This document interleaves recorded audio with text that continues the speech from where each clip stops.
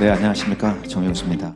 바쁜 시간이실 텐데 시간 내주셔서 너무 감사합니다. AI 데이터 센터랑 그다음에 AI 인프라스트럭처가 어떤 식으로 구성될 건데 그 구성되는 모습의 베이스라인이 무엇인가? 그러니까 여러분들이 보시는 AI라고 하는 거, 그게 이제 그 펀더멘탈리 좀 쉽게 설명하기 위해서 가져왔습니다. 처음 한 15분만 집중해 주셔도 충분히 가져갈 게 많이 있습니다. 저처럼 테이크어웨이라고 해서 요약해 놓은 게 있거든요. 그것만 보셔도 충분할 거라 생각합니다. 그래서 제가 오늘 소개해 드릴 그 아젠다의 시작은 회사 소개 간단하게 하고요. 아주 간단히. 그 다음에 아까 말씀드렸던 테이크어웨이, 그 이기주기tive 서머리를 한번 보여드리고, 그 다음에 AI 모델에 대한 설명들을 한 다음 데이터 센터가 어떻게 그 모델을 반영하고 있는가. 그렇기 때문에 우리는 반도체를 설계할 때 어떻게 그 그림을 좀 봐야 되는가. 스케일은 어느 정도 큰 것인가. 이런 얘기들을 하고요. 그 이후에 그 각각의 연결을 어떻게 할 건가. 이런 얘기로 마무리하도록 하겠습니다. 그 파네시아라고 하는 회사를 간단히 소개해드리면 저희는 그 풀스택 링크 솔루션을 하는 회사입니다. 그래서 여기서 링크라고 하면 여러분들이 많이 들어보셨겠지만 울트라 엑셀레이터 링크, MV 링크, CXL이라고 부르는 링크, 그리고 나머지 뭐 UCI라든가 이런 여러 가지 형태의 링크들에 대한 컨트롤러랑 그 소프트웨어 스택들을 풀리 다 저희가 구현하고 AI 인프라 스트럭처를 저희가 그 이노베이션하는 일들을 하고 있습니다. 저희가 가지고 있는 거는 링크 IP라고 부르는 그 외부의 IP를 사용하지 않고 파네시아가 실제로 IP들을 다 스택을 만들어서 그 밑에서 이렇게 쭉 올려가지고 링크 트랜스포트 레이어 그리고 그 위에 어플리케이션 레이어까지 풀 오토메이션 되어 있는 IP를 가지고 있고요. 그런 IP를 통해서 커스텀 실리콘을 해줍니다. 이외에 그 커스텀 실리콘 IP는 저희가 이제 고객사로부터 저희 IP를 커스터마이즈해서 거기 맞는 형태의 반도체를 만들어주는 일인데, 그 말고 저희가 팹리스처럼 실제로 이제 그 칩을 외부에다가 마켓에 내놓습니다. 그게 뭐냐면 이제 스위치 칩이고요. 저희가 생각할 때 스위치를 중심으로 GPU나 CPU나 메모리 같은 것들이 연결될 거라고 생각을 하고 있어서 스위치는 실리콘으로 그냥 에이직 칩으로 SoC로 저희 바로 공급하고 있습니다. 이외에 뭐 이미 익숙하시겠지만 리타이머라고 부르는 거, 그러니까 스위치에 연결될 때까지 뒤에서 보시겠지만 그 일렉트리컬 시그널이 가는 한계가 있습니다. 한 2m 정도. 그 리타이머가 앰플리파이어에서 한번 띄워줘야 되거든요. 그런 것들을 저희가 어쨌든 IP를 가지고 있으니까 리타이머 칩까지 SoC를 해서 가지고 있습니다. 이 장면은 저희가 CXL 프레임워크를 당시 데모했던 건데요. 한 2년 반 전에 FPGA에서 했던 겁니다. 실제 장치이긴 하고요. 저희 IP로. 보시면 좌측에 있는 거랑 우측에 있는 거랑 속도가 다른데, 저희 좌측에 있는 게 뭐냐면 특정한 이미지를 줬을 때 그 이미지에 5개의 유사한 이미지를 찾아내는 거. 이거를 탑 케이스 시뮬러리티 책이라고 하는데 이제 그거를 하는 겁니다.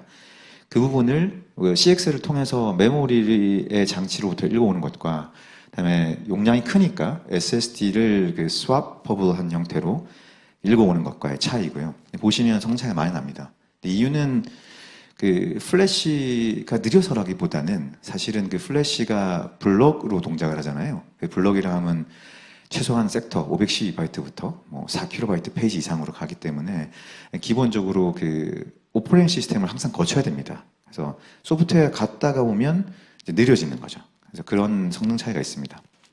요게 아까 얘기했던 그 처음 딱 그 요약한 내용입니다. 오늘 얘기할 AI는 AI의 심도를 얘기하거나 뭐 깊이 들어가 그런 게 아니고요. 여러분들이 이때까지 알고 있는 내용들을 제가 리마인드 드리거나 또는 만약에 모르셨다면 이 정도만 알아도 이제 AI 얘기하는 것들에 귀에 들어오거나 또는 대화를 나누실 수 있습니다. 그래서 이제 그 부분을 얘기하는 거고요. 이걸 이제 퀵 서머리로 가져왔습니다. 우리가 AI를 보면 챗GPT 같은 것도 이미 쓰시고 계시죠? 저는 챗GPT 쓰고 되게 그 여러 가지로 충격을 많이 먹었었거든요, 당시에. 이 장표도 한 2년 반 전에 만든 장표입니다. 이외에도 여러분들 아시다시피 음악 같은 것들을 그냥 바꿔주기도 하고요. 그리고 이미지 같은 것들도 본인들이 다 만들어내면 되죠. 그럼 이제 궁금한 게 생깁니다. AI는 어떻게 이런 문제들을 자기 마음대로 바꿔내고 풀어낼 수 있는가에 대한 거고요. 사실 되게 간단합니다. 얘를 simplified 폼으로 바꾸는 거죠. 그러니까 되게 쉽게 이해할 수 있는 형태로 바꾼 다음에 이 문제를 풉니다. 이제 시작부터 보면. 요거를 그럼 어떻게 하는지 좀 봐야 되죠. 우리가 이 펜도랑 자전거를 보면 우리 바로 구분할 수 있잖아요. 그죠? 바로 구분할 수 있잖아요. 근데 이거를 실제로 AI는 어떻게 해야 되느냐 생각을 해보면 얘를 숫자로 뉴메리컬 폼으로 바꿔야 됩니다. 그래서 보통 2차원 평면, 쉽게 생각해보면 XY축이 있는 2차원 평면에다가 저 팬더랑 자전거를 이렇게 매핑을 시킨 다음에 이제 기계가 이해할 수 있는 수준으로 매핑을 시킨 다음에 여기서 트레이닝을 하고 추론을 하는 거예요. 무슨 말이냐면 내가 팬더랑 자전거를 구분하는 건 이 2차원 평면 안에서 그 2D 스페이스 안에서 저기 리니어 펑션을 중간에 하나 딱 놓으면 되는 거예요. 그죠? 이렇게 딱 넣으면 내가 푸른색과 주황색을 구분하듯이 사실은 팬더와 자전거를 구분할 수 있죠. 그죠? 여성과 남성을 구분할 때도 그런 게 가능하겠죠. 근데 약간 복잡해질 수 있습니다. 여성과 남성을 구분하는 데 있어서 약간 특이한 케이스가 있을 수 있잖아요. 예를 들면 저처럼 머리가 길다던가. 그러면 이게 남성이나 여성이냐 구분을 못할 수도 있죠. 그 피처로는. 그럼 어떻게 하면 되냐면 디멘전 하나 늘립니다. 그게 요겁니다. 이런 상황 생기는 거죠. 패턴을 딱 끄어가지고 원디로 내가 잘라내기가 되게 어려운 거예요. 그러면 어떻게 하면 되느냐면 디멘전을 올려줘서 3D에서 매핑을 하면 됩니다. 이런 방식으로. 그러면 서피스 이렇게 중간에 탁 치면 되죠. 그죠? 그럼 한 번 더 가보면 좀 더 복잡해지는 케이스는 이런 거겠죠. 4D로 넘어가면 이게 데이터가 저 사이에 인면체를 만들어가지고 저 안에다가 구분을 하게 하면 됩니다. 요거를 우리가 뭐라고 하냐면 그 파라미터 스페이스라고 하고요. 이 파라미터 스페이스를 어떻게 잘 트레인하느냐가 머신러닝의 기본입니다. 요렇게 보는 거죠. 트레인을 할 때 저 디시전 바운더가 되게 중요하잖아요. 그러니까 디시전 바운더를 계속 바꿔가는 거예요. 바꿔가면서 이쯤이면 구분이 되는구나 라는 걸 판단하는 거죠. 그죠? 그게 여러분들이 본 그레디언트 디센트 같은 겁니다. 이걸 이 펑션을 계속 트레인하는 걸 찾는다는 얘기는 결과적으로는 슬롭, 기울기가 제로가 되는 시점. 로스 펑션이랑 구분해 봤을 때 기울기가 제로가 되는 시점을 찾으면 요렇게 트레인을 해서 저희가 디시전 바운더리구나 라는 걸 알 수 있고, 그렇게 해서 디시전 바운더를 정하고 나면 입력 쿼리가 들어왔을 때, 유저 쿼리가 들어왔을 때 저기에 내가 지금 보고 있는 게 푸른색에 매핑된 거다. 아니면 주황색에 매핑된 거다 알 수 있죠. 그죠? 지금 보시는 이 통계에 의한 트레이닝 있잖아요. 이거는 사실은 서브옵티멀을 찾기 때문에 이런 형태의 과거 지네틱 알고리즘 같은 것들도 똑같이 했습니다. 데이터를 뮤테이션 해가지고 슬롭이 여긴 걸 서브옵티멀 찾는 거예요. 이런 일도 옛날부터 했거든요. 그럼 이제 퀘션이 생겨요. 그럼 이게 지금 30년 동안 한 건데, 지금 보시는 게 30년 동안 한 겁니다. 왜 갑자기 되죠? 이쯤 되면 이해를 하셔야 됩니다. 제가 예제로 4D를 보여드렸잖아요. 그죠? 지금 디멘셔널리티는 트릴리언까지 가 있습니다. 그러니까 데이터가 엄청 커진 거예요. 그러니까 사실은 왜 AI가 갑자기 동작을 하냐는 일단 기본적으로는 데이터입니다. 데이터가 엄청 많아요. 그죠? 그럼 그 데이터가 많은 게 어떻게 매핑될 수 있느냐? 보시면 인풋 데이터, 그러니까 얘기했던 팬더라든가 자전거라든가 이런 것들을 그림의 색상을 다른 색깔로 매핑해서 보면 저렇게 되게 많아진 실세계의 문제를 표현할 수 있는 데이터들이 많아졌고요. 그리고 저 데이터들을 구분할 수 있는 아까 모델 파라미터 스페이스가 되게 많아졌습니다. 커졌습니다. 그래서 이걸 보시면 이런 형태로 우리가 디멘전을 이렇게 확대해서 줌인을 보면 여전히 이렇게 되게 많이 나눠져 있잖아요. 트릴리언이니까. 그래서 특정 애들은 보라색에, 그리고 어떤 애들은 노란색에 이렇게 매핑이 다 돼 있는 거죠. 그럼 생각을 해보면 저 디시전 바운더리만 잘 찾아내면 내가 유저 쿼리가 왔을 때 이건 보라색이구나, 이건 노란색이구나를 찾을 수 있죠.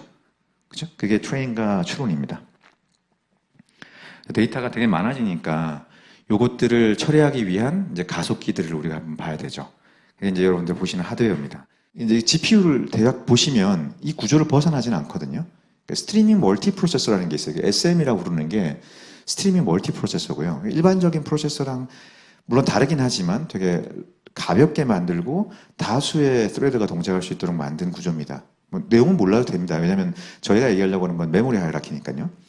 그러면 SM이 여러 개가 있어요. 그리고 SM 안에는 레지스터가 되게 많이 있고요. 일반적인 플립플랍, 레지스터 되게 많고요. 그 다음에 에런 캐시가 SRAM 같은 애들이 깔려 있습니다. 저게 엄청 커요. 일반적인 CPU보다. 그리고 그 밑에 L2 캐시가 있고요. L2 캐시는 공유가 됩니다. 그리고 L2 캐시가 미스 나면 이제 그 다음에 HBM을 가는데 저 시간을 보십시오. 레이턴시를 보시면 여기 레이턴시가 우리가 그 L1 캐시가 있다는 게 생각을 해보면 스테이지상 패치하고 디코드하고 익스큐션하고 메모리를 액세스 하잖아요. 그때 메모리가 사실은 빨라야 되니까 L1 캐시를 넣어놨잖아요. 그래서 L1 캐시에다 레이턴시를 노멀라이즈 했습니다. 됐죠? 그러면 밴드위스는 HBM이 좋으니까 HBM에다가 노멀라이즈 했고요. 보시면 레이턴시 입장에서 HBM까지 내려오면 사실은 이게 15배나 느려집니다. 근데 숫자가 제가 아는 숫자랑 달라요. 얘네들 리포트하는 숫자는. 그러니까 아마도 실제로 스트림 멀티 프로세서에서 스레드가 실행하는데 갔다가 오는 라운드 트립 레이턴시를 본인들이 매저했을 때의 시간인 것 같아요. 제가 이 이야기는 대충 한 100나노 좀 떨어져야 되는데 좀 길긴 하죠. 실제로 이렇게 라운드 트립 레이턴시를 봤을 때 상당히 길고요. 저기까지 가면 느려집니다. 근데 여기까지는 우리가 톨러러블하게 견딜 수가 있어요. 근데 HBM에서 만약에 히트가 안 나면, 그러니까 HBM이 캐패시티가 계속 늘어나진 않잖아요. 안 나면 어떻게 해야 되냐면 GPU 입장에서는 HBM에 데이터가 없으니까 그럼 이제 바깥에서 끌고 와야 되죠. 그렇죠? 끌고 와야 되는 게 PCI를 건너가게 됩니다. PCI를 건너가면 이미 그때부터 하세월로 가는 거예요.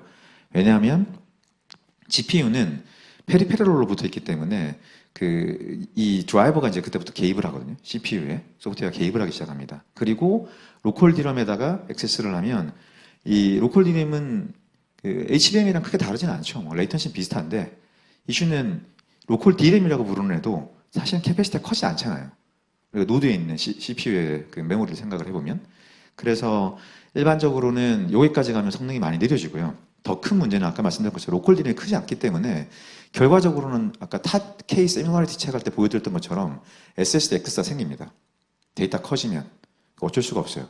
그럼 어떻게 되냐면 그것도 SS 중에서 아주 빠른 SSD를 SLC 캐릭터리스틱을 가진 애들로 가정해도 대충 한 27마이크로 PCI 타고 움직이는 거 다 생각하면 27마이크까지 쓰는 거예요. 무슨 말이냐면 내가 실행을 하다가 메모리 액세스를 하다 멈추면 그때부터 저게 지금 1000배 이상을 기다리는 겁니다. 이쯤 되면 너무 느려지죠. 이런 것들이 사실은 우리가 병렬하는 데 있어서의 문제가 될 수 있습니다.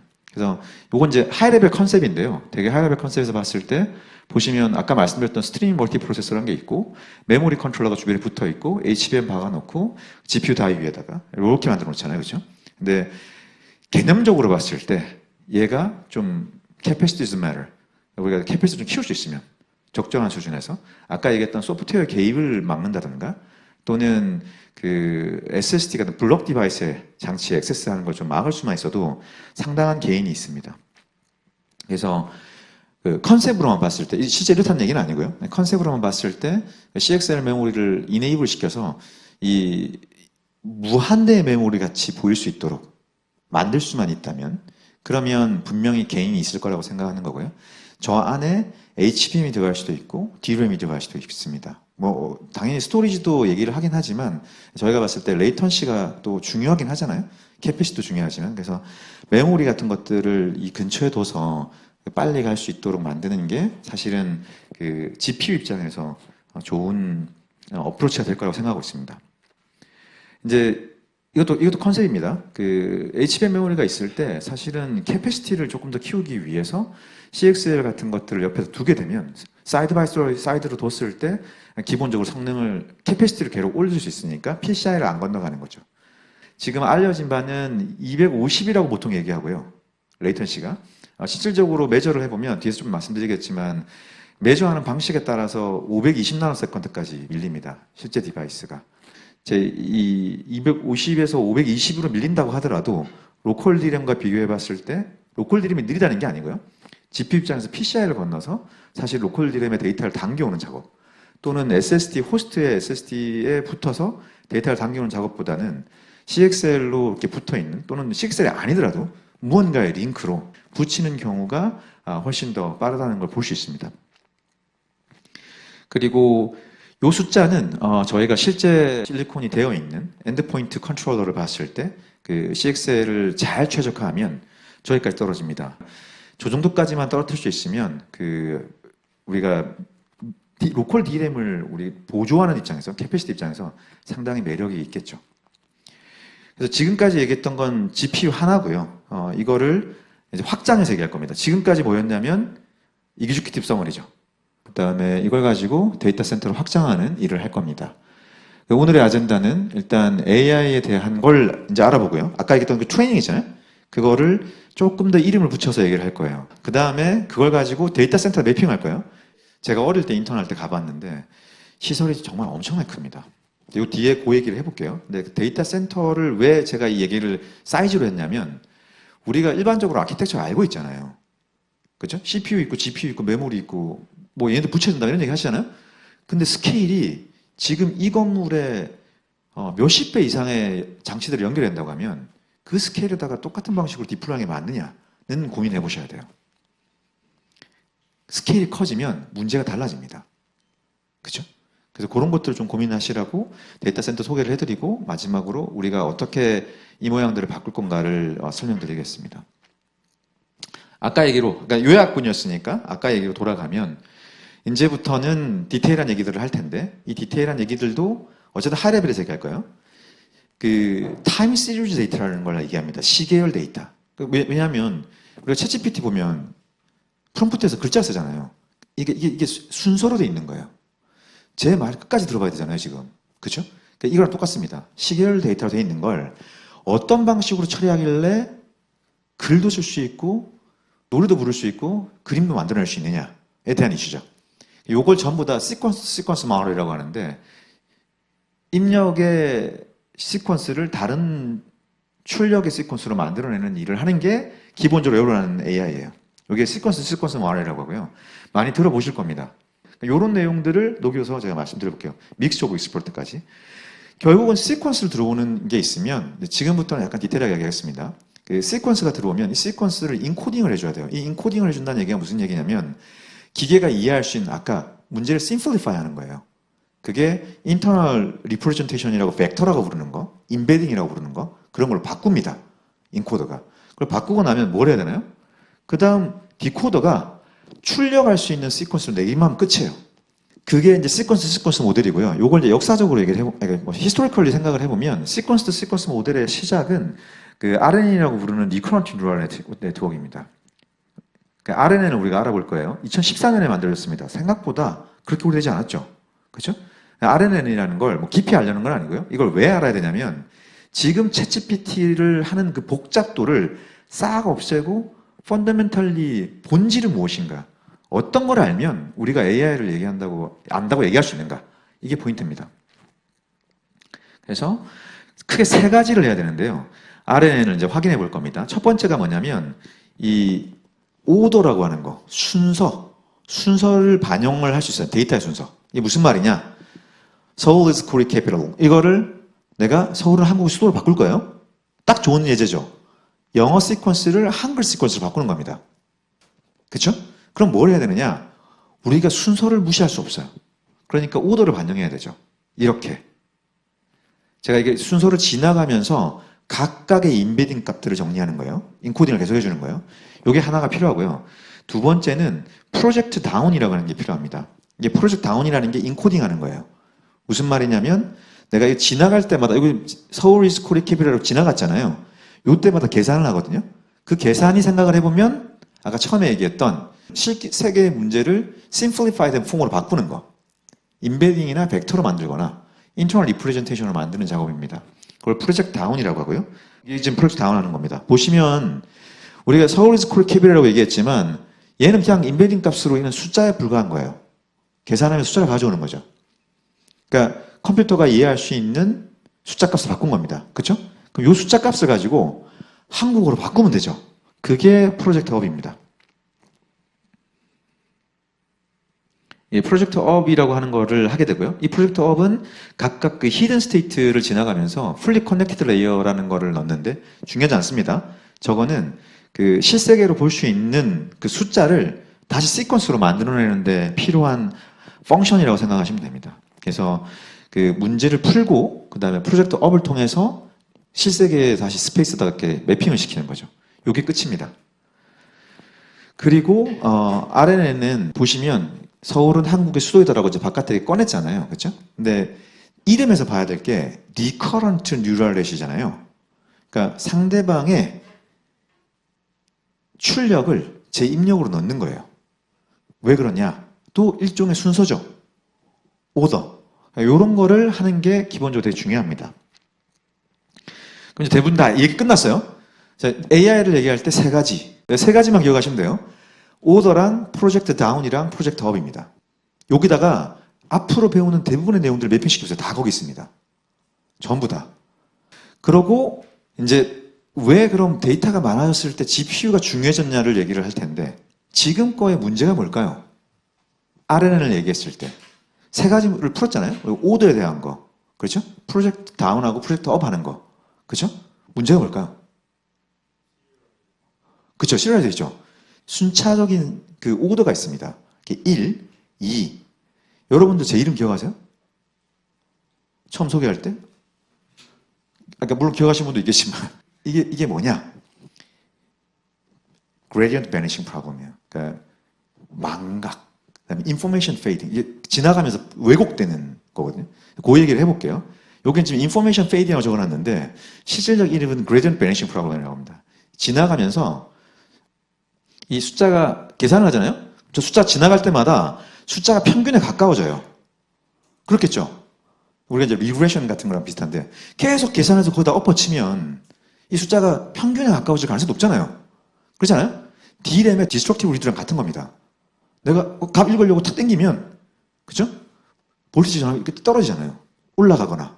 그러니까 이게 중간에 어디 가버리는 거예요. 그럼 어떤 상황이 생겼냐? 서울은 기억도 안 나. 제 이름이 기억이 안 나고. 그죠? 뭐 이런 거죠.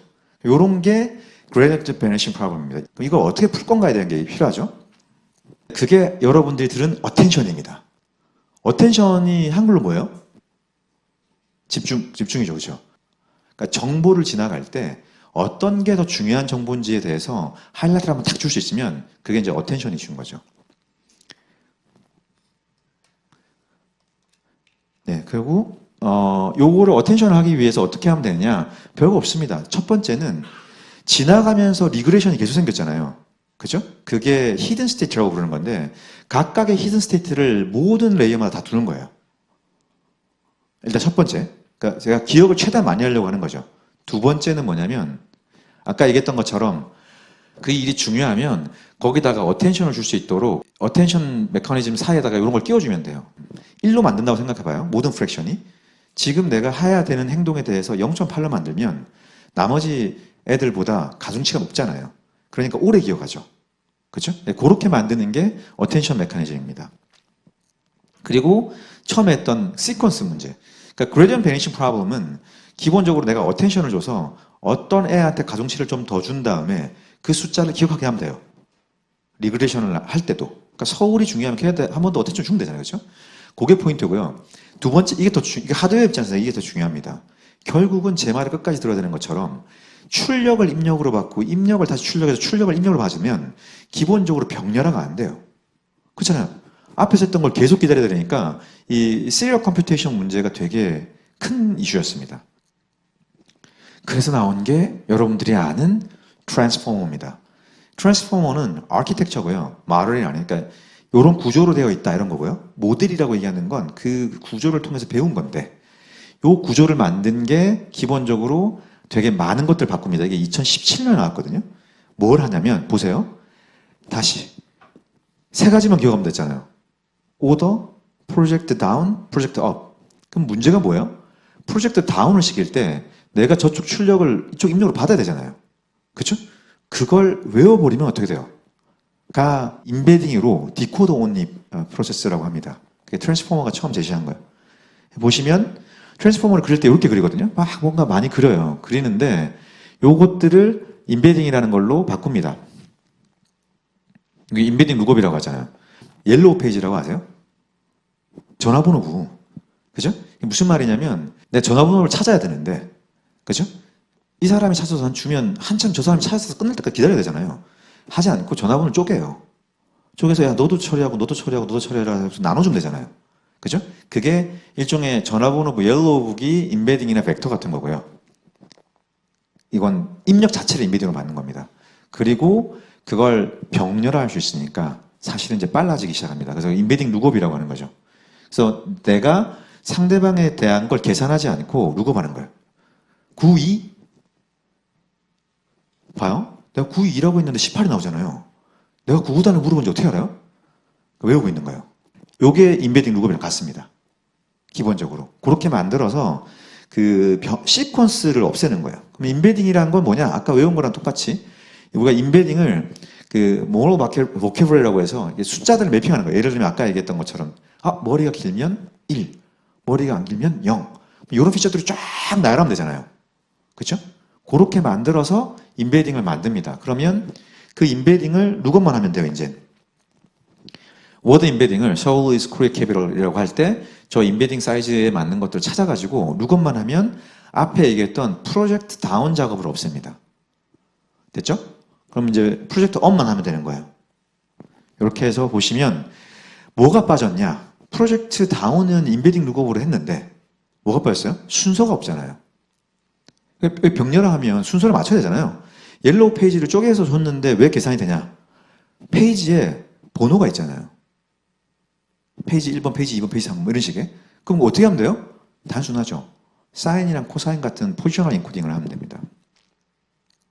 이런 식으로. 어차피 숫자 값이잖아요. 얘를 다 내부적으로는. 그러니까 어떤 식으로 하냐면 내가 코사인이나 사인을 입혀요. 그죠? 그러면 내가 어떻게 되면 숫자가 최소한 여기 있는 포지션 0번이 포지션 1번보다 먼저 있는 걸 알 수 있습니다. 숫자 값을 봤을 때. 그렇겠죠? 그래서 포지션 인코딩을 해요. 그럼 이제 오도 얘기는 끝났고 프로젝트 다운도 끝났잖아요. 그렇죠? 훨씬 단순해졌죠. 그리고 나서 나오는 게 이제 어텐션. 아까 얘기했던 어텐션은 사실은 그레디언트 베니싱 프로블럼을 풀려고 하는 거니까 다만 병렬화해가지고 여러 개 스트림이 들어오잖아요. 이제 그럴 수 있잖아요. 그러니까 여러분들이 계속 듣는 QKV라는 게 나옵니다. 이게 뭐냐면 퀄이랑 키랑 밸류라는 걸 두고 사실은 임베딩 벡터를 계산할 수 있도록 웨이트를 외우는 작업이에요. QKV라고 하는 게. 이제 제가 요거를 간단히 설명해 볼게요. 쿼리는 그 서울을 줬을 때 서울 뒤에 뭐가 나올 건지를 찾는 겁니다. 그러니까 제가 질문하는 거에 대한 벡터예요. 여전히 벡터고 그 다음에 키라는 건 뭐냐면 이 벡터에 맞는 그 찾기 위한 레이블 같은 겁니다. 여기 보면 폴더의 레이블 같은 게 키예요. 그럼 그 폴더 뒤지면 그 안에 밸류가 있겠죠. 밸류 벡터가 있습니다. 그럼 이제 뭘 하냐면 여러분 들어보시면 모르지만 그 QKV라고 얘기할 때 QK를 곱하거든요. 다 프로덕트로 생각해 보면 우리가 유사성을 정할 때는 다 프로덕트로 가능합니다. 내가 이렇게 곱해봤을 때 숫자 값이 크다, 적다로 내가 얘랑 유사하다, 안 하다를 생각해 볼 수 있어요. 그냥 곱하는 걸로. 그래서 QK 스코어라고 하고요. 이 스코어를 계산해 보면 각 키 값이랑 쿼리 값을 곱해서 숫자 값을 보면 50, 40, 10 이렇게 나오는 거예요. 그러면 서울은 사실은 캐피럴이랑 더 비슷한 거죠. 스코어를 구하는 작업이 되게 중요합니다. 보시면 밸류는 그 안에 있으니까 밸류는 임베딩이잖아요. 그럼 그 임베딩 값을 곱하면 결과적으로 이렇게 페이드 아웃 되는 것처럼 별 의미 없이 숫자 값이 낮은 거예요. 숫자 값이 높은 건 어디 있어요? 캐피탈에 있겠죠. 그죠? 이런 걸 가지고 내가 서울이라는 게 오면 이게 수도인 거랑 더 가깝구나 라는 걸 알게 되는 겁니다. 동의되세요? 예, 동의를 저한테 해주시는 분이 있고 안 해주시는 분이 있을 수도 있잖아요. 그렇지 않아요? 그게 mixture of expert입니다. 그러니까 무슨 말이냐면 이걸 계산할 때 아니 내가 캐피털인 건 수도인 건 맞는 것 같은데 서울이 그냥 수도가 아니고 한국 수도인데 한국에도 상승성이 있는 거 아니야? 이렇게 생각할 수도 있잖아요. 그죠? 그런 거를 아까 했던 QK의 웨이트 값을 다 바꿀 수 있거든요. 바꿔서 익스퍼트를 다 따로 두는 거예요. 그럼 전문가라고 우리가 부르는 그 익스퍼트 A, B, C가 있으면 얘네들끼리 계산을 다시 한 다음에 한국의 수도, 그러니까 수도냐 한국이냐를 다시 한번 생각해 볼 수 있습니다. 그럼 어큐러시가 올라가겠죠. 이게 다중지성 집단이 하는 거죠. 그죠? 다중지성 집단은 너무 좋잖아요. 멀티코어가. 단점 뭐예요? 다중지성 집단 너무 좋은데 얘네들끼리 커뮤니케이션을 해야 돼요. 뭔가 결론을 내야 되잖아요. 그죠? 그러니까 이 커뮤니케이션이 문제가 결국 되는 상황으로 가게 됩니다. 그 뒤에서 말씀드릴게요. 아무튼 MOE를 쓰면 결과적으로 계산은 여러 번 하고 우리가 그 다양한 형태의 시뮬라이를 체크할 수 있지만 그러니까 오큐러시는 올라갈 수 있지만 그게 이제 여러 가지 버전이 생기는 거죠. 끝나고 나면 피드 포워드를 통해서 프로젝트 업을 할 겁니다. 이게 이제 그 트랜스포머가 얘기할 때 저런 단어들 써요. 이게 뭐냐면 결과적으로는 피드 포워드라고 하는 게 아까랑 다르지 않은데 우리가 서울 스쿨 캐피탈이라는 게 있잖아요. 그러면 작은 숫자 값을 서울은 한국의 수도대로 바꿔야 되잖아요. 시퀀스를. 그러니까 확장해야 되잖아요. 그 디멘전을. 그래서 인베딩을 이렇게 한번 곱하고 다시 위에 씌워가지고 실제 얘기로 바꾸는 겁니다. 되셨나요? 네. 이렇게 하면 올라가요. 자, 이제 그러면 여러분 다 배웠습니다. 이쯤 되면 이런 그림들을 볼 때마다 알게 돼요. AI라고 하시는 걸, 물론 저는 AI의 전공자가 아니고요. AI 잘 못하지만 최근에, 그러니까 여러 가지 모델 중에 LLM이라는 게 성공했잖아요. 그죠? 그럼 대부분 얘기하시는 분들은, AI를 얘기하시는 분들은 LLM을 얘기해요. 그럼 아키텍처가 이렇게 나옵니다. 인베딩, 포지셔널 인코딩, 익스포트들이 쭉 있고, 쿼리 벡터 올리고, 키 벡터 올리고, 밸류 벡터 올려서, 어텐션 매긴 다음, 풀리 커넥트 레이어 2개 물려가지고, 리얼 시퀀스로 바꾸는 거예요. 끝! 됐죠? 그러면 이 상태가 우리가 아는 트랜스포머입니다. 여기까지를 이해한 이유는 이 상태를 사실은 병렬할 수 있기 때문에 데이터를 여러 개 동시에 처리할 수 있습니다. 아까 얘기했던 것처럼. 그렇죠? 왜냐면 시퀀스에 대한 그 부담이 없잖아요. 그러니까 인베딩도 포지셔널 인코딩도 다 이렇게 잘라가지고 여러 군데서 처리할 수 있도록 만드는 겁니다. 이렇게 하면 그러니까 병렬 계산이 가능하니까 아까 얘기했던 디멘저널리티가 커지더라도 결국 거기서 의미 있는 결과들을 얻을 수 있는 거죠. 또 다른 거. 1학년보다 2학년보다 3학년이 잘하잖아요. 왜냐하면 그때쯤 되면 교수님이 얘기하는 저쯤은 시험 문제 나오더라. 이런 걸 알기도 하고요. 그렇죠? 이걸 뭐라고 하냐면 디코더를 스택한다고 합니다. 그러니까 이걸 쌓아가지고 디코더를 한 번 해보는 게 아니라 여러 번 해보는 거죠. 그렇죠? 이러면 어큐러시가 올라가요. 그게 이 트랜스포머고요. 이게 기존에 있던 RNN 기반의 시퀀스 모델이나 트랜스포머 기반의 모델보다 훨씬 좋아진 상황으로 바뀌어 있습니다. 그리고 나서 그 GPU가 뜬 거죠. 보시면 2022년쯤에 진짜 스카이 라켓을 달아요. 아까처럼 다중지성 집단으로 많은 데이터들을 처리하고 그 데이터끼리 통신을 하게 하려면 그때부터는 그 HBM 같은 것들이 필요하고 GPU가 여러 군데 쓰여야 됩니다. 그래서 이제 지금부터는 이제 데이터 센터에 대한 얘기를 할 거예요. 보시면 이게 텐스 오브 테라바이트잖아요. 그죠? 여기 데이터가 되게 큽니다. 텐스 오브 테라바이트인데 요거를 HBM에다 넣는다고 가정을 해보죠. 실제 넣어야 되니까요. 그죠? 넣으면 얘도 뭐 한 80기가, 지금 많은 거 같은 경우는 198기가에서 230기가 정도 되거든요. 그죠? 그러니까 모델을 저기다 넣어야 되는데 이게 사실은 디멘전이 훨씬 크잖아요. 모델이. 트릴리언까지 가니까. 그럼 어떻게 되냐면 HBM을 더 많이 수용해야 되겠죠. 그죠? 계산도 다 병렬화해야 되지만.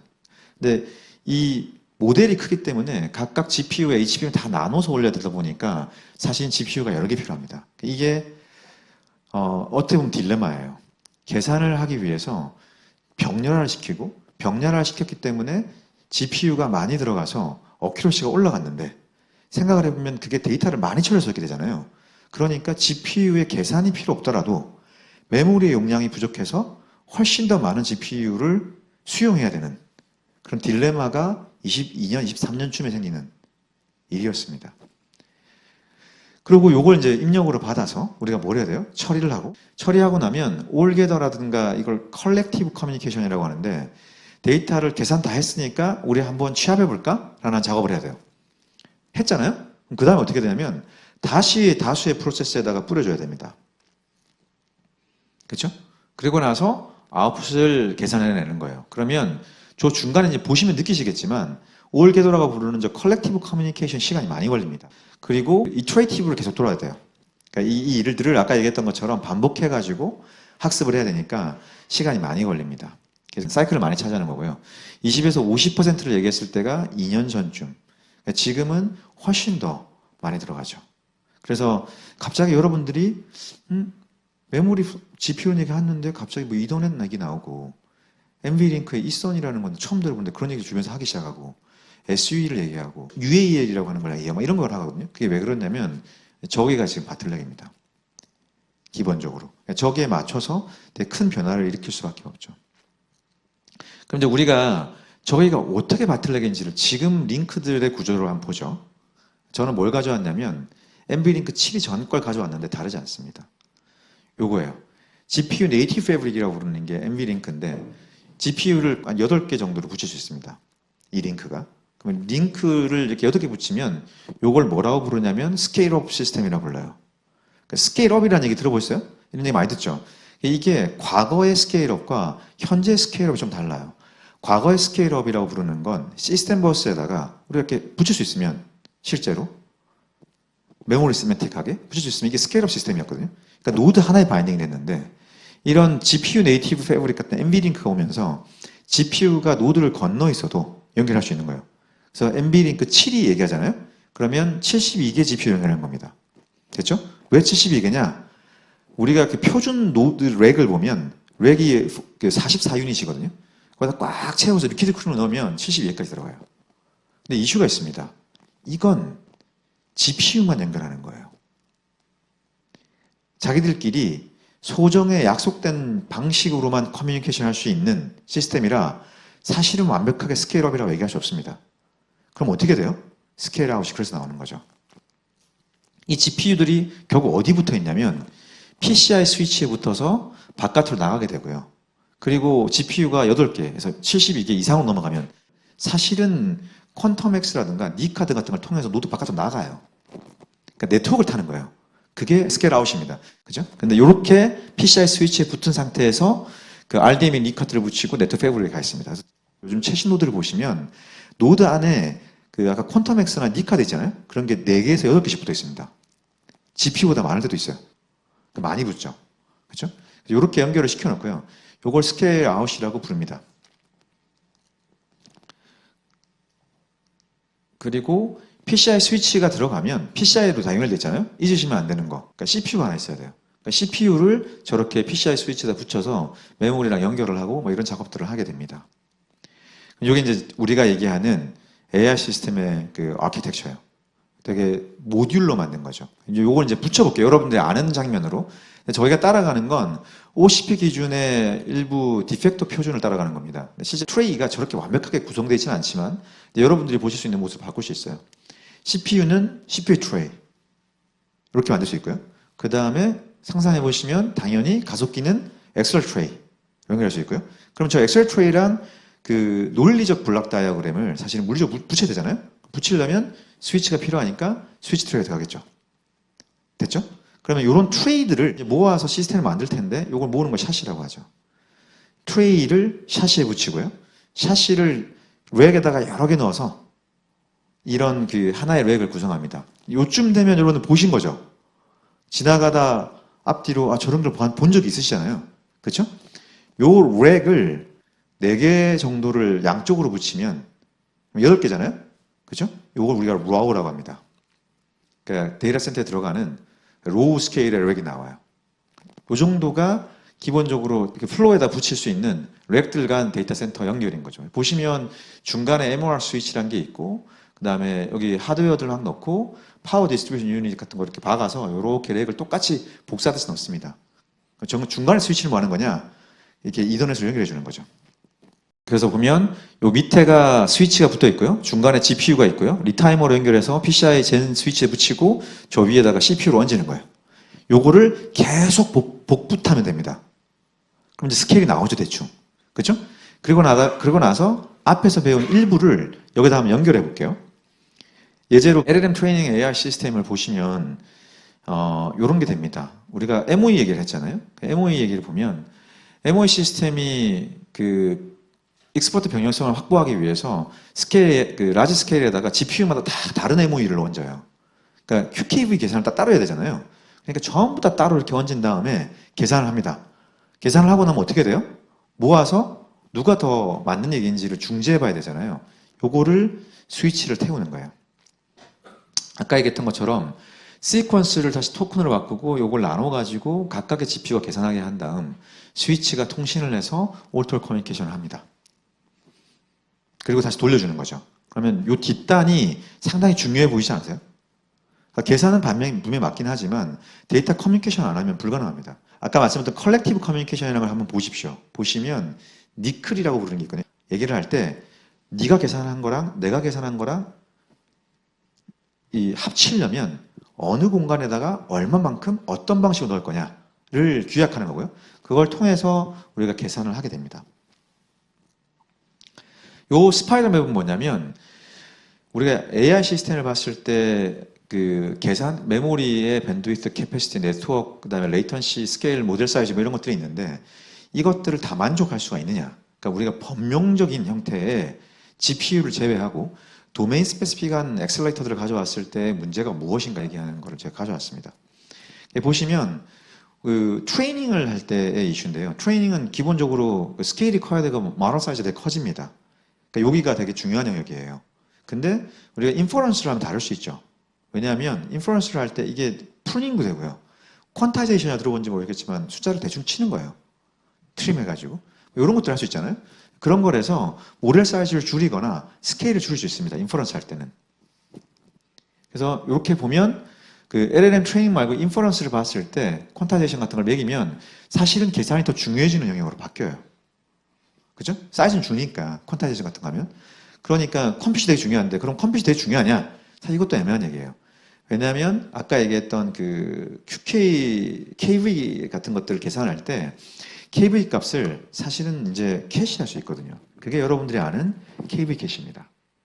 들어보셨나요? KV 캐시? 그게 아까 9구단 같은 거랑 유사한 건데 결국은 메모리 밴드랑 메모리 캐패시티가 컴퓨트보다 그러면 인퍼런스 때 별로 안 중요하냐? 요 얘기를 하는 거거든요. 그게 그 지금 얘기할 KV 캐시입니다. KB 캐시라는 건 뭐냐면 시퀀스가 아까 있을 때 또 캐피털 오브 코리아 뭐 이런 걸 할 때 이 중간중간 디코더 온리 아키텍처에서 계속 스텝마다 계산을 해줘야 되거든요. 근데 똑같은 계산을 계속 할 거면 아까 구구단처럼 외우고 있을 때잖아요. 그죠? 그래서 KB 캐시를 이렇게 외우고 있습니다. 이렇게 외우고 있으면 내가 이제부터는 계산하지 않고 외운 값을 그대로 쓸 수 있잖아요. 마치 인베딩 룩업처럼. 이건 인베딩 룩업은 아닙니다. 그 KB 캐시를 쓸 때 이슈니까. QK 값 스코어를 계산했잖아요. 아까. 그죠? 그 계산값을 외우는 거랑 비슷한 거예요. 이유를 보시면 요 KV 캐시 쓰시면 이제 문제가 되는 영역이 KV 캐시라고 부르는 애가 되게 큰 사이즈를 먹어요.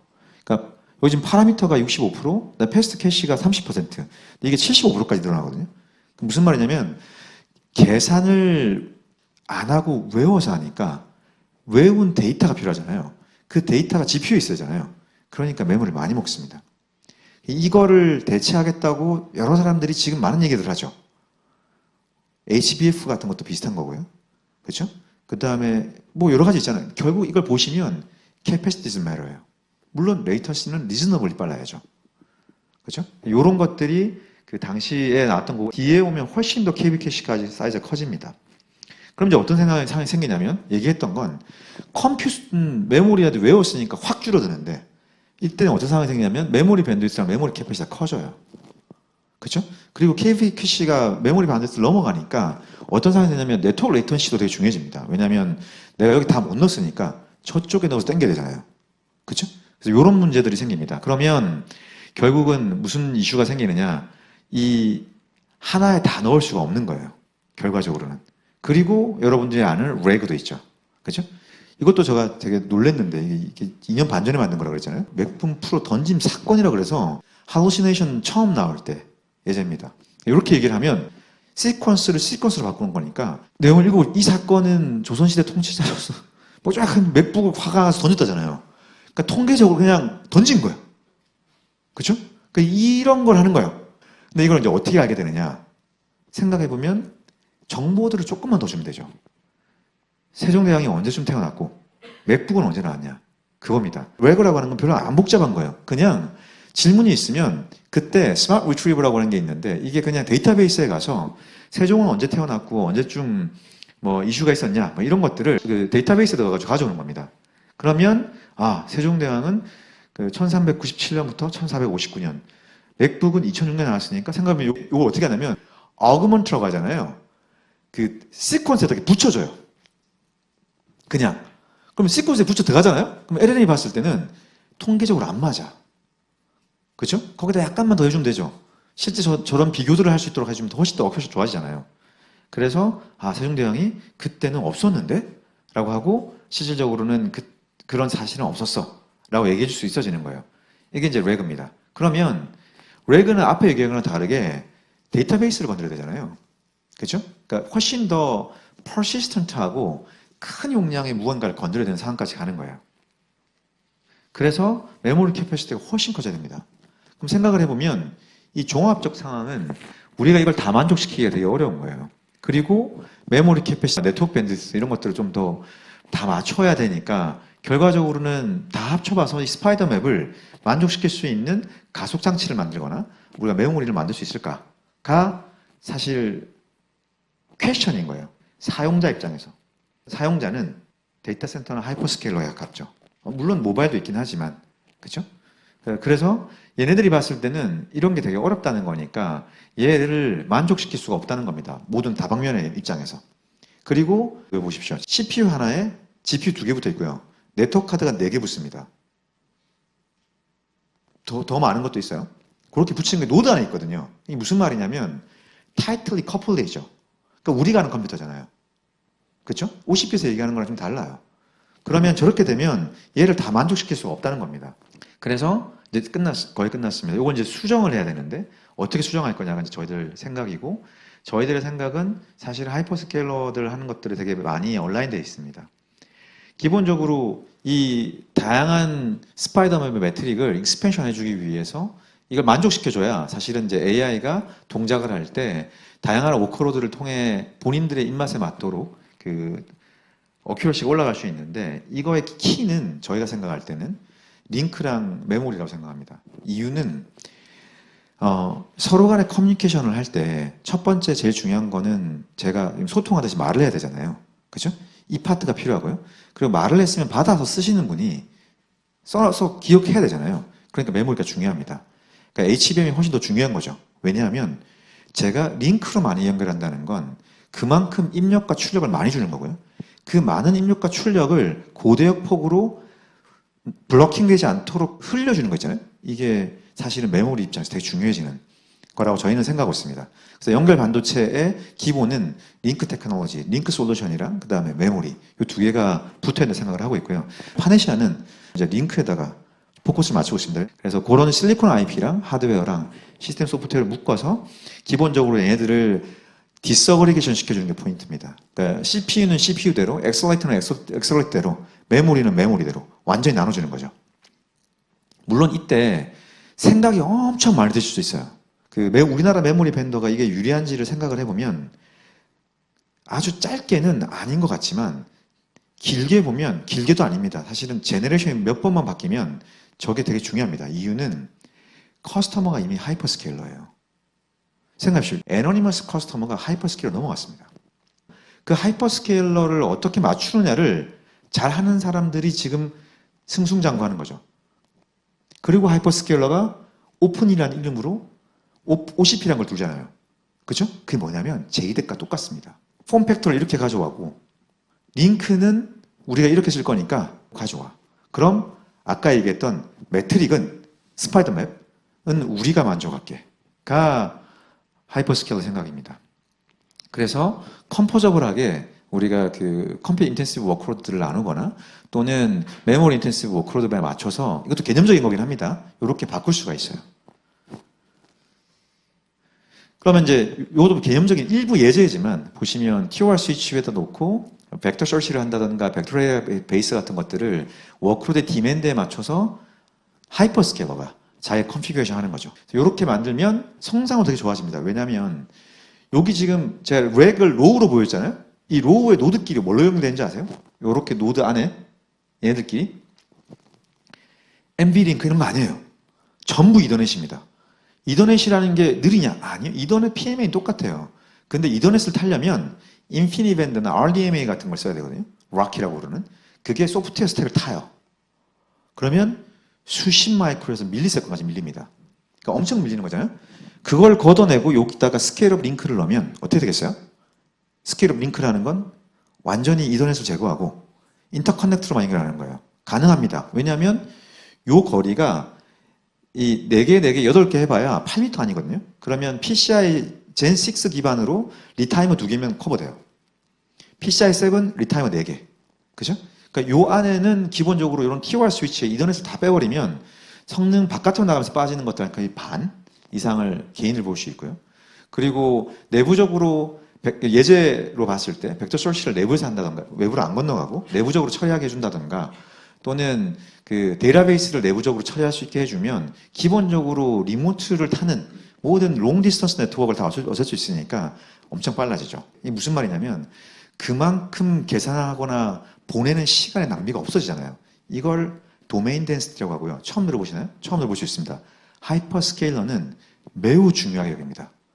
저 안에다가 얼마나 많이 구겨넣느냐. 되게 중요해요. 그래서 뭐가 나오냐면 리퀴드 쿨링이 나오죠. 들어보셨나요? 액체로 이렇게 쿨링 시키는 거? 리퀴드 쿨링하면 더 많이 넣을 수 있나요? 아니에요. 왜냐하면 리퀴드 쿨링하면 그 액체가 이렇게 뜨거워졌잖아요. 그럼 그게 식혀야 될 거 아니에요? 그럼 탱크가 또 있어요. 그러니까 스페이스당 들어갈 수 있는 건 적은데 특정한 렉 안에의 그 단위 면적 안에다가 넣을 수 있는 계산 장치가 되게 많아져요. 그러면 아까 말씀드렸던 PCI 디스턴스 리밋이나 일렉트리컬 케이블의 리밋 안에다가 뭘 많이 구겨 넣는 거잖아요. 그죠? 그럼 네트워크가 안 타죠. 그러니까 발상은 이런 데 있는 거예요. 얘네들 구조는. 그래서 성능을 되게 많이 게인을 볼 수 있습니다. 이런 것들을 하는 게 이제 저희들 일이고요. 이걸 가지고 뭐 다양한 워크로드에 맞춰서 그 다양한 링크들을 연결할 수 있습니다.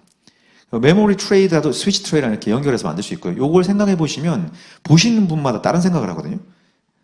저 메모리 트레이는 just bunch of memory 그런 건가? J밤? 메모리 트레이니까 이 안에다가 스위치를 넣어가지고 뭐 이런 생각할 수도 있잖아요. 물론 가능합니다. 근데 스케일을 크게 보시면 결과적으로는 그 스위치 트레이가 따로 있잖아요. 그죠? 그러니까 컴포저블하게 만드는 일은 이미 하이퍼스케일러가 하는 거예요. 거의. 그래서 저 하이퍼스케일러가 얘기하는 링크나 표준에 맞는 것들을 만들고 되게 디컴포저블하게 만드는 일들이 필요합니다. 레커멘드 시스템을 보여주는 거고요. 이게 그 저희가 정말 처음에 만들었던 겁니다. 그 CXL이랑 RDMA라고 부르는 거 있잖아요. 그걸 이제 표현해서 보여주는 건데 그 왼쪽이 CXL, 오른쪽이 RDMA라고 부르는 거예요. 실제 인피니티 밴드로 연결되어 있는 겁니다. 보시면 인베딩이라는 거를 지금 로딩해요. 이제 인베딩 아시겠죠? 그죠? 인베딩 로딩 한 다음에 추론을 시작하는 겁니다. 얘 보면 이렇게 다 뿌렸죠. 근데 얘는 지금 보면 아직까지 로딩하고 있죠.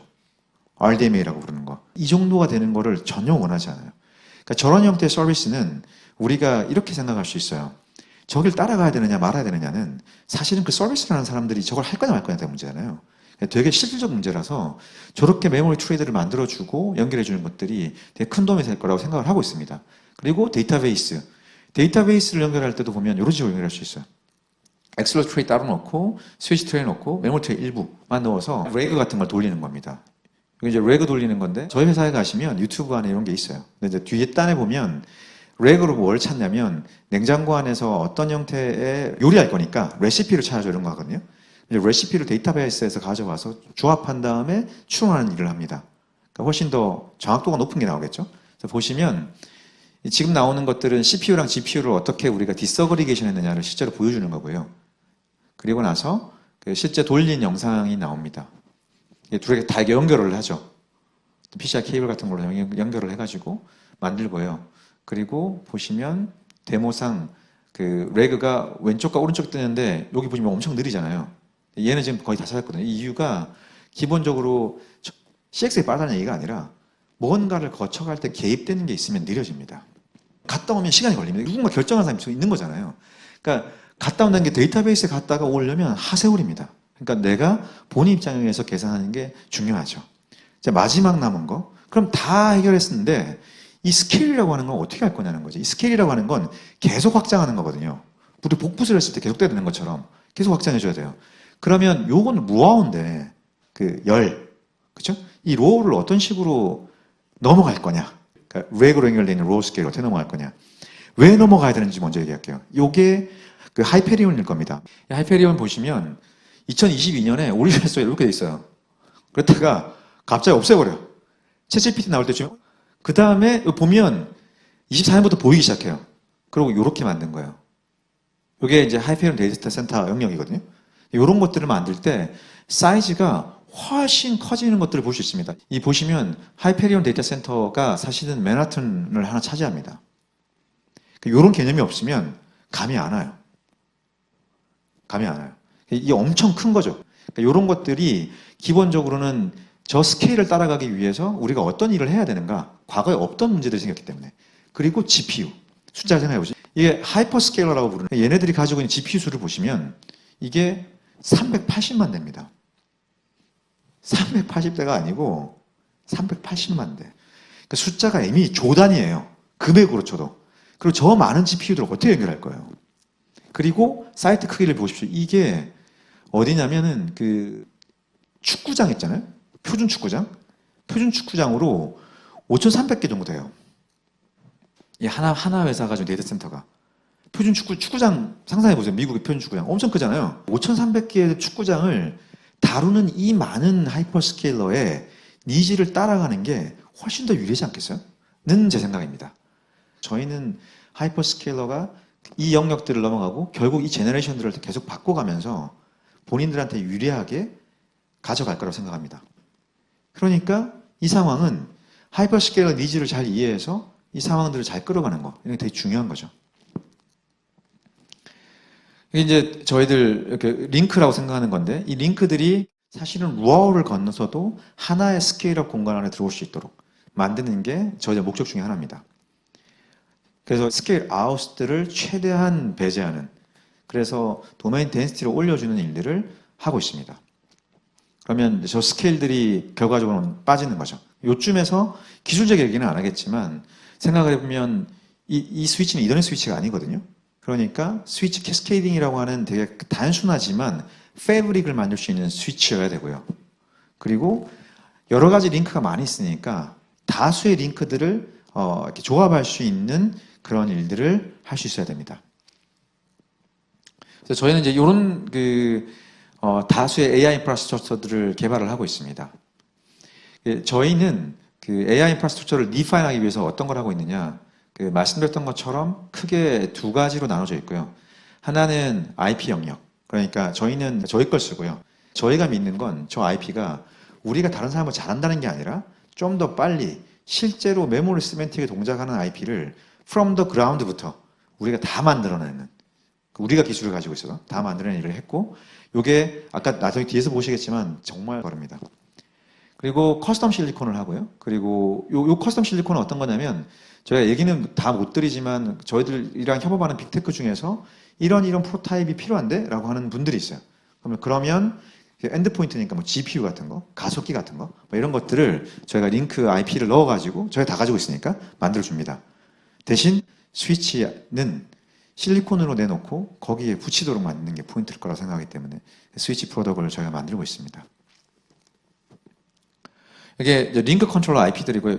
이 하나 아니고 여러 개가 있는데 그 중에서 실리콘 프루빙이 끝난 거, 실제 동작하는 애 중에 하나가 이제 CXL 3.2, PCI 6.4, 그리고 이 링크 컨트롤러 IP는 CXL의 IO라든가 MEM이라든가 캐시를 전부 서포트하고요.